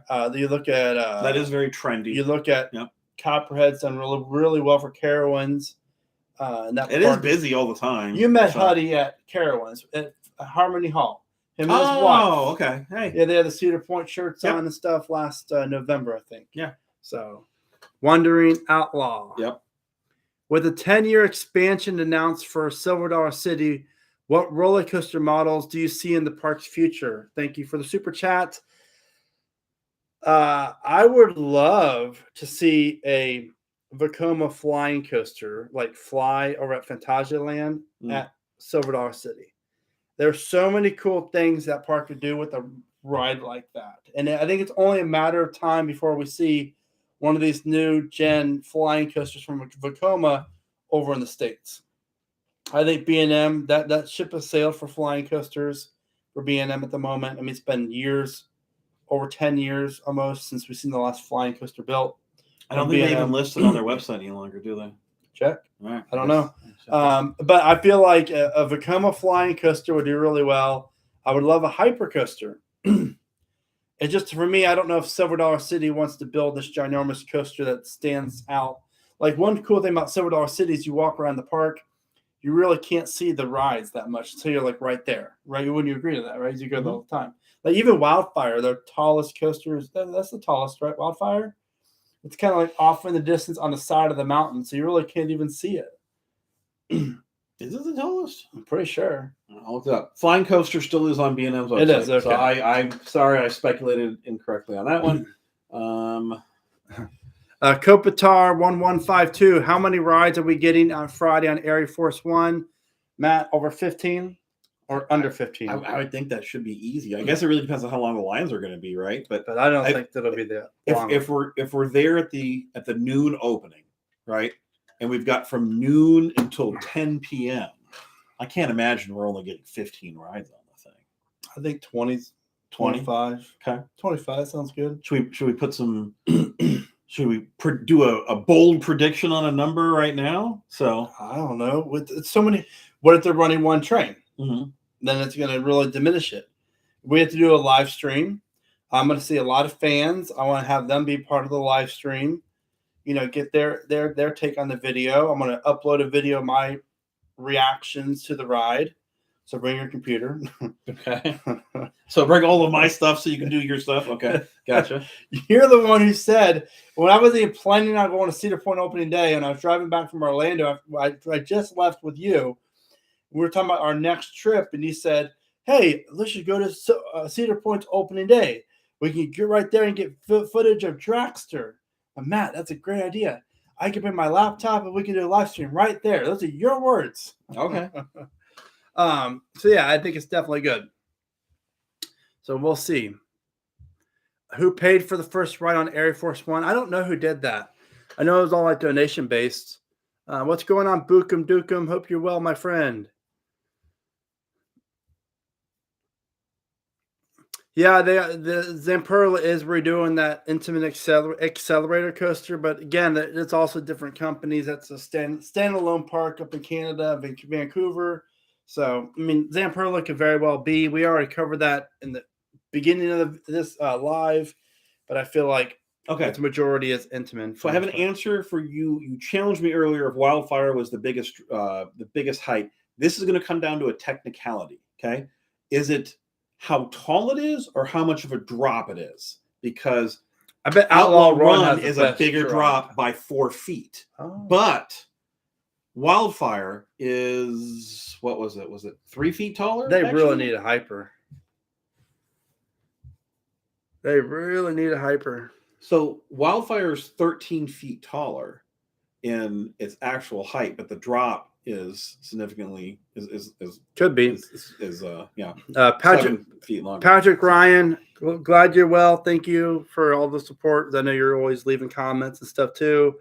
Any dark rides in Cedar Point's future? I don't know. Like, there's always that rumor of having a drop ride, but then like Cedar Point opened. What's the one at Not Spray Farm before Berry Tales? Mm-hmm. It wasn't that good. I love it. And then they opened another one too. I can't think. It is past my bedtime. I can't think of which other. They did the Wonderland Mountain over at Canada's Wonderland. Okay, that didn't do too well. So I don't know. Maybe potentially they could do a dark ride at Cedar Point, but do they really need it? I mean, the park really isn't open in the wintertime. Yeah, they're also not geared so much for families either. They need to be, but they're not. I would love to. Yeah. We'll see. Coaster fan, am I the only one who is confused with the benefits of the Prestige Pass and the Cedar Fair parks? What are you confused about? Leave a comment. I'll try to explain. But I have a Prestige. I upgraded mine this year, and I like it. Why do you think Kings Island didn't make Banshee a record-breaking 200-plus foot-tall inverted coaster to make it an inverted hyper?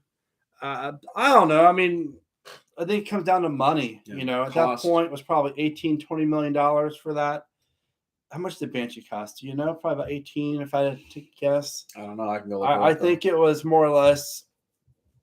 That was Cedar Fair's second biggest investment at the time at the park. Like, they wanted to do. Plus, I think a lot of it too is one unique thing about Banshee that I really like is there's no mid course. Yeah. So Banshee is just from the top of the drop all the way to the brake run. You're pedal to the metal. $24 million. No. Jeez, that's exactly why. $24 million? That's crazy. But I really do feel a lot of like, money. But it's a really good for inverts. yeah, I like it. I don't really.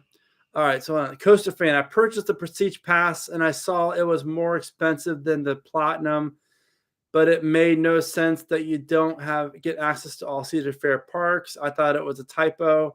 So the Prestige Pass for your home park is good for the benefits. So, like for example, at Carowinds, we get the VIP parking. So we park literally right next to Fury. Every time I ride Fury, I see, oh, there's my car, which is great. The first 2 hours, this is for Carowinds. I'm pretty sure all Kings Island, Cedar Point, I think Knott's has the Prestige.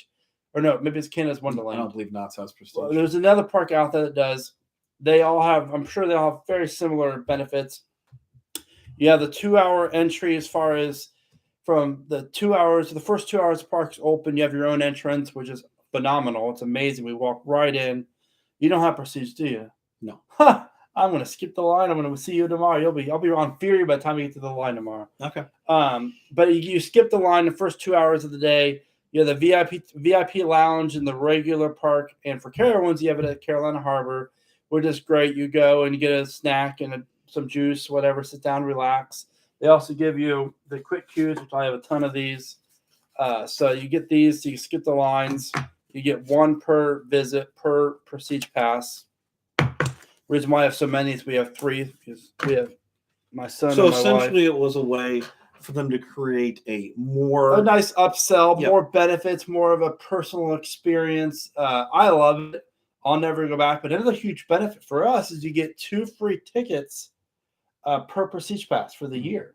So like when my folks come in town or my wife's parents, we just bring them with us, and they get in for free. So you have between 3 Prestige Passes, we get 6 people in for free. And it's only what, like $30 more? I think it's more than that. Oh. Like it was. We had Platinum last year, so we just did Prestige Plus. If you just have regular Prestige, then it's just your home park. Mm-hmm. If you do Prestige Plus, that's the one you get. Now, I do not know if you get, and I'll find out when I go to Kings Island in a few weeks, or what that's 5 weeks. We'll be at Kings Island, the 5th. Yeah, about that. Anyways, yeah. I'll find out if I get the benefits at Kings Island. I'd imagine I do, but I don't know. Yeah, what's the pricing on it? So it's 30, like I said, $36 more. So, okay. So that it really isn't that. That's so worth it then. All right, a few more minutes, guys, because I have to get going here, and I know he has to go to his hotel. Let's see here. So Coaster Fan ended up having a frustrating day at Carowinds because he didn't know what the Prestige Plus was a thing until he was at Carowinds. There's no notable mention of it on the website. And there's not. I'm on the website right now, and there's clearly not. So maybe it was back when it first came out, they had more mention of it. I don't know. I do know that it's the first year of them doing the Prestige. Well, so I think it's a more of a trial and error. Yeah, and marketing. Everybody's got to figure out the right marketing thing. And there's been a few other channels out there that have said that they made a video about how Cedar Fair is going to cancel the year-round operations for King's Dominion and Carowinds. And I'm like, you guys don't even live down here in Charlotte, but Carowinds has been steady all year. I mean, they've really hit it out of the park with the attendance has been really good. Weather's been great, which is a huge benefit too. But like even the last month on the Saturdays, the park's normally been closed. We'd have 6,000-7,000 people in the park. That's really, really good. So Jersey Mike wants to know, when are you riding Arie Force One? So when are you riding Arie Force One, Brandon? 2025. Oh, okay. Yeah. No, Friday. We're going down Friday morning for opening day. We had to buy season passes for $120 or whatever it was, something like that, to get into the opening night. But that's okay. It's a year pass, or it's good to the end of the year or whatever. And we get all the fun spots. So yeah, Florida. So I'll be down to Florida and to ride Pipeline, the surf coaster. But anyways, and look forward to a live stream from the opening event that will be happening. For sure. Before we'll probably do multiple live streams that day because I want to do nighttime rides. Mm-hmm. It was night. I'm a huge nighttime guy, like the rides at night. So it's gonna be warmed up. Fun Spot will probably let you hold a camera on the ride. Yeah, so if you want to live stream I wouldn't do that anyways. I'm too worried about my phone flying out. But they what if I strap it in one of my cages and we strap the cage to you? They did say that they all your equipment and stuff has to be off, not on the train. Someone asked Steelinator, who is your favorite coaster YouTuber? Honestly, before doing the channel, I watched all the big ones, Coaster Studios, Airtime Thrills, El Toro Ryan, and then I started my channel, and then being a stay-at-home dad with 2 kids and working on this, I honestly don't have a ton of time to watch other people's content, so therefore I hardly ever when I do travel alone, I'll put on El Toro Ryan stuff or Airtime Thrills and listen to it in the background because I'm just driving. But other than that, if I'm not working at my desk here on future videos, I'm with my kids, hanging out with the family, or we're at Carowinds doing stuff. Because we have T-ball 3 days a week now. It's crazy. Something, and I can speak to this a little bit because I do a lot of consulting for other YouTubers. Something that I consistently hear, and if you look at big channels or anybody that does it professionally, they don't tend to watch YouTube. They don't have time. I mean, this is like a full-time job. Imagine, literally, if it's literally more than a full-time job for him to do this channel. So, and every YouTuber I do consulting with is the same thing. They work 60 to 80-hour weeks to make the content that you want to see. They don't have time to consume other people's content. So it's a consistent thing. It's definitely not a knock on anyone else. I just don't have time. I mean, if you had an extra 5 hours a week, what would you probably do? Sleep or spend it with your kid? Probably. Kids? I honestly, I will admit, I don't spend enough time with Mason. No, because I want to provide for my family, and I'm 39 years old, and for the first time really in my life, I found my niche. And it took me a while, but I found it. And now I'm so blessed and just going with it and having fun with it. And I feel like I need to, I can spend an hour with Mason, or I can work on this video to make more money faster, to get the channel to grow faster, to benefit us faster. And I pump my brakes from time to time and say, it's nice to take a day off. Like, for example, we leave Friday. We're going to be at 5 parks in 5 days. We're going to be in Atlanta, Charlotte, Richmond, and can we add a 6th in any way possible? So anyways, we're going to be crazy. Dollywood. Do we want to swing up through Dollywood on the way back to no, Charlotte? It's absolutely crazy. So it just comes down to extra time I'm going to be with my family and stuff like that. So, but again, I'll watch stuff on YouTube and everything else. Apparently, though, your go-to in your mind is if you had an extra 5 hours, you'd figure out how to get a 6th park in, though, anyway. So there's your answer. No, it's not watching too much stuff on YouTube. So it takes, if you actually mapped out how long it takes for you to find the channels you like, you'd be surprised at how many hours you spent. It would be comparable to watching television series, because you got to watch 5-10 videos to see if you actually like somebody's content. Yeah. And are they the first one you watched anyway? Probably not. You probably cut through multiple ones before you got to there. So watching YouTube is a large investment of your time. So it is. And it's great because, these content creators, no matter what field or what, niche it's in, like it's a lot of work. Patrick Ryan congratulates you for finding your career choice in the field that you love. Seriously, I'm not even starting off. It's just late. Might as well get emotional here. Starting off, I never really did well in school. Me and school didn't get along. I'd rather, I'd rather draw roller coasters. This is not mine. It's my son's. He's 3, he's 4. So I'd rather draw roller coasters. These are all around my house. I mean, he can tell you they're hanging up everywhere. That's not the one you did. There's suspiciously too many of them for only your son to have drawn all of them, though. So. Anyways, we did all these coasters, and so I would always be drawing roller coasters and stuff, and never focused on school as much as I should have. And then started working in theme parks. Wanted to move up. Realized there's just a lot of BS that goes involved with that stuff, and decided to get out of the business to start selling timeshare in Orlando, and I didn't like that. Then I started a travel business, and I didn't really, wasn't me. I couldn't get motivated over something that I didn't love. And then I ended up going to we moved to Charlotte, and I had a different travel business, and then again, wasn't really me.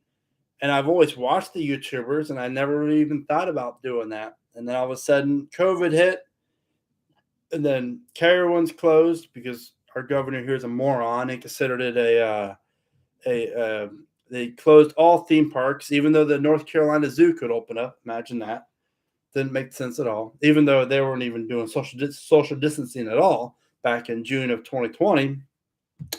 So Carowinds is closed, no sports, and I'm stuck at home with the 1.5-year-old. This is not a comment on politics. You just didn't like they closed the amusement park. Our governor is a moron. You know why? Because they had a new Alpine coaster based off this alone up in Banner out somewhere up north, Boone, I think it is. And it's really good. Beautiful station. They were practicing distancing and everything. And it's an Alpine coaster. You're by yourself. He closed it down. He said it's a theme park. Close it down. So again, your opposition's not for politics. He's anti-theme park. I think my biggest thing is Carowinds is in North and South Carolina. Yeah, it's a and if the business address for Carowinds was South Carolina, we could open up on May 30th of 2020. Yeah, well, I mean, that makes me so mad. They should have. There's if you're in 2 states, you have regulations. I know. Two states. I know. I'm so mad. But no, it annoyed the crap out of me. Yeah. So, anyways, that was how we met, though. I finally found my niche. Not 2020. We met in 2021.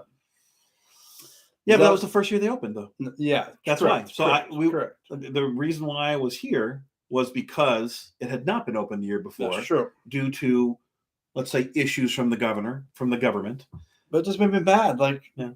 Anyways, so that's how I found my niche, and now I do the videos because I figured I could stay home and do this and provide for my family. So I have a new slogan I thought about too. Okay, is my slogan is keep riding coasters.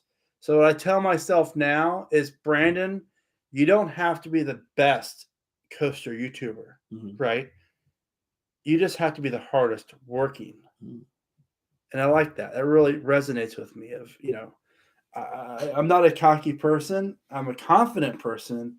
And I feel like I'm up there with the best, but I just want to be the hardest working, because that means more than being the best for me. And it really, if you're the hardest working, the best, if you work hard enough, you'll eventually become one of the better ones. I don't know. That's just my... Define the word, what is the best? Because that's very hard to put a qualitative figure on, right?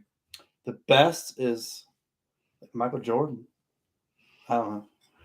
So, anyways, a few more questions. It's really late, and this has been fun, though. We appreciate this. All right, what's your thoughts on Aquaman? There's been a couple questions about it. The one over Texas? Yes. I heard it's really good. I heard it's a lot of fun. It's a great addition to Over Texas. Very popular. Very popular. Yeah. Some maintenance. I've heard it goes down a lot. So, maintenance issues. But again, it's brand new. It's not brand new. It's been there for 3 years. And it's Six Flags. It's the Iron Gwazi of Texas. So. Yeah. Definitely. I wish we could pull that off for Texas or our Texas trip, but we can't. It looks okay. It looks good because we can't. Because we have to be at Fiesta Friday and Saturday, and SeaWorld on Sunday. If we drive all night long and don't don't sleep, we did that last time when we were in the Midwest. Yeah, somebody made a comment in there. I thought it was funny. I guess I'll put my spin on it. Where they said, "Who would have known that a weirdo like you would find other weirdos on the internet that would be interested in the weird things that you like?" So, congratulations on being weird. It's cool. I love it. When I was younger, I thought I was the only weird one out there like roller coasters. Yeah. Then I got a job at Kings Island, but met my good buddy Todd, and I'm like, "Man, you like roller coasters too?" He's like, "Yeah, let's go on a trip." Yeah. We went to all the nearby parks. It was great. Well, until I found an old dude like you, I didn't think there was old dudes you're older like than me. I know, realize that, right? But if someone was to look at our side by sides right now on this camera, this live stream, I don't know that they're gonna pick me as the. I need yeah. The wife likes it. Now for my next live stream, this is gonna be trimmed up nicely. Well, I didn't think that there are other old guys like yourself and myself, or I'll just say like me then, since I'm 3 years older than you, that liked roller coasters obsessively as much as you and I both do like That's them. great. So, it's a lot of fun. And Patrick Ryan, 61, he's old. And Alan Trotter, he's about our age. We'll meet him on Sunday. He's a good guy. I like Alan a lot. And real fast to Ghoster Coasters, great guy. Go check him out. I'll see him on opening day. You will too at Cedar Point. Him and his mom do a lot of coaster videos, and they're just apparently a lot of people are mad at you that you said that Michael Jordan is the king of NBA players. Oh, though. Jeez. So we got some people that says that LeBron James, King please. James. LeBron James is crybaby James. He only chases championships. He can't. We got. So guys, if you want some questions answered, you might want to super chat them right now because we're probably heading out here quick. So thank you, Theme Park Albie. And we got another one here from Kapitar 1152. Carowinds was closed the first time I traveled to Carowinds, thanks to that governor. That's why he moved to South Carolina instead. Okay. So, well, it was funny because when everything was everything was closed in North Carolina, so we would go to South Carolina to go to the restaurants and stuff because it was 5 minutes away. Yeah. We go there now for gas. Even the first time I was here, you and we'd have to go across the border to go because we had to wear masks if we wanted to go to the Brazilian steakhouse. That's true. Yeah. And so that's true. We ate in South Carolina. Yeah. The state lost out on business because, there's a competing state right next door that had no problems with our money. I get both sides, but at the end of the day, I wanted to, it's nice to go out to dinner. And that's why Kate and I are like, you know what? They're all spacing everything out. We feel comfortable with this. Not everyone does. That's fine, but we do. So let's go and have dinner. And we missed that after not doing it for a year. Let's see. LeBron ain't crap. Yeah. And then blah, blah, blah. Yeah. Europa Park's new coaster looks phenomenal. Really, really does. The Mach.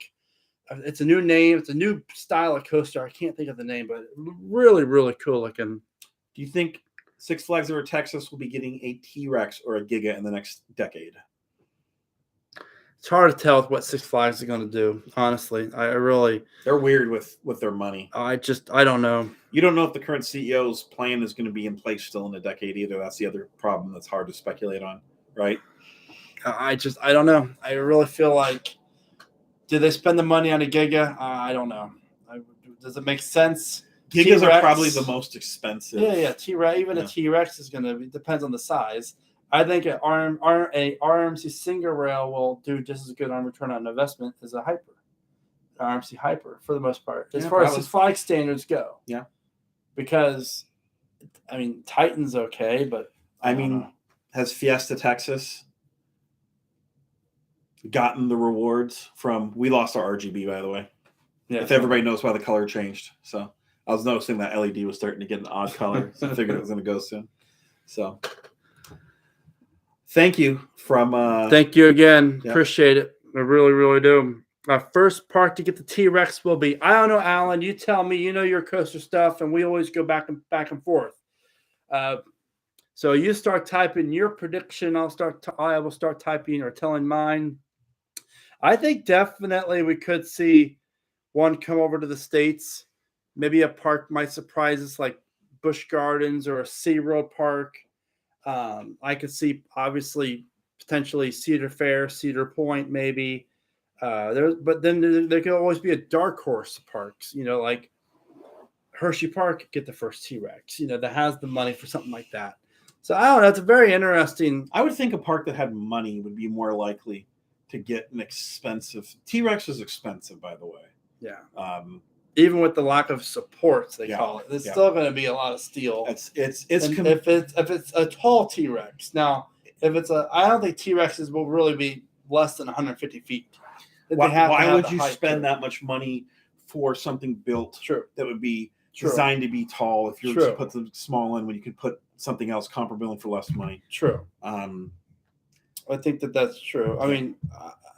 T-Rex in pricing is close to what you would get for other manufacturers' premier rides. Yeah. So it's not. It's all really about return on investment. So. Essentially, that's really what it comes down to. Yeah. So he asked another question though too. Where was it at? Alibi right here. Do you think we will see a vertical launch on Top Door Dragster, much like the one on Storm Chaser in Dubai?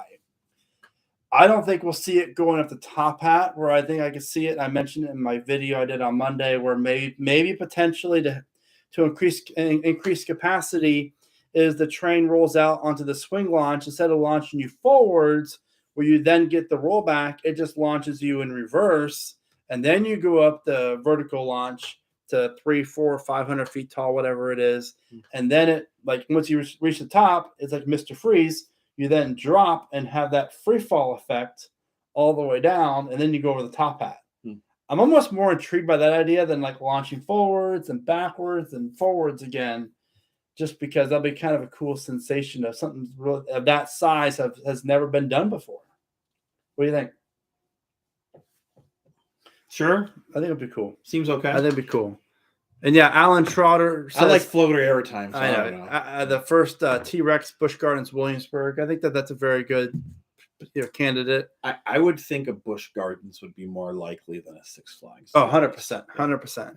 Probably more likely than a Cedar Fair, too. Correct. So, yeah. What's the nearest park you live by TTV FJIUN 5678?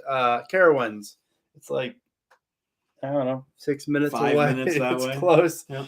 If that was directed at me, I'm from Phoenix, Arizona. We don't have roller coasters. So you have Castles and Coasters, and the new Mattel technical. park coming there. Yeah. So, I mean, when I say a park, I say Knott's Berry Farm or Magic Mountain. So that's where my home park. Silver Dollar City. Yeah. Or Silver Dollar City for my second home. So, or you could say Busch Gardens Tampa too for my Tampa. So. Yeah, that's true. Park Visions, you're up late, my friend. You should be creating content for your channel. Let's go.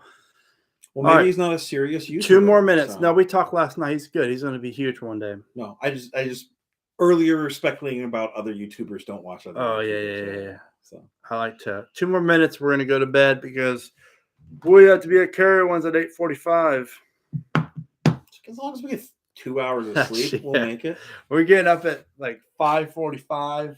Are you talking about on a road trip? Yeah, where we Friday. get in after midnight and then we'd be on the road by like 5. That was fun though. Yeah, that was a long trip, but that was good though. Mm-hmm. That was a lot of fun. Let's see, 8 Mountain Standard Time. That's funny. Yeah, this was a great live chat, guys. I can't believe we've had this many people on for this long, hour and 47 minutes. So, huge shout out goes to each and every one of you. Thank you guys for taking part of this journey with me here, and I love being able to create content, and I couldn't do it without the views because my wife would not let me do something like this all the time. It wasn't bringing in money. So invest your time. It's very, very good for us and me, and it's been a blessing and everything else. Congrats to all you guys. You lasted longer than our RGB light did. So that's good. So everyone, good night, guys. Thank you all so much. And hold on real fast. Like a couple big questions here. Let's see. Making good content. Thank you so much. We want more streams. You're going to get a bunch this week. Let's see here. Ghoster Coasters. I think other YouTubers, content creators can always watch others. Enjoy what you love doing as well, but stay on your focus too. Thanks for the live stream for sure. Let's see, Six Flags over Georgia or Six Flags over Texas. I'm going over Georgia every time. I just like the park better. I like Goliath. And so good night, guys. Thank you all so much. This is Matt. He'll be with me the next few days. So get used to seeing him. He's very knowledgeable. We're a great guy and very excited to see everyone and have a good time at Arie Force One. Cool. That was good.